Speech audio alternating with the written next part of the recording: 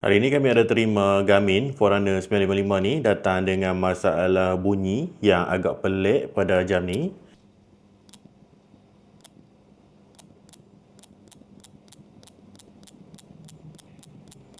Bunyi ni taklah memberikan sebarang mudarat untuk jam ni, cuma owner agak tak selesa, jadi owner hantar untuk kami baiki bunyi yang pelik ni. Jom tengok macam mana kami selesaikan masalah bunyi pada jam ni. Jom.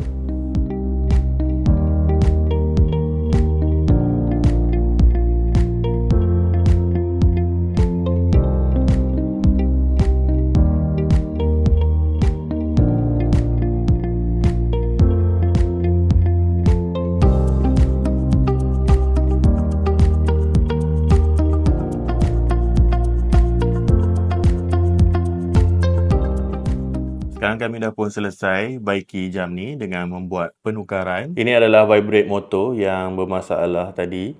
Kita dah pun ganti dengan vibrate motor yang baru. Dan ini adalah bunyi selepas kita buat penukaran vibrate motor.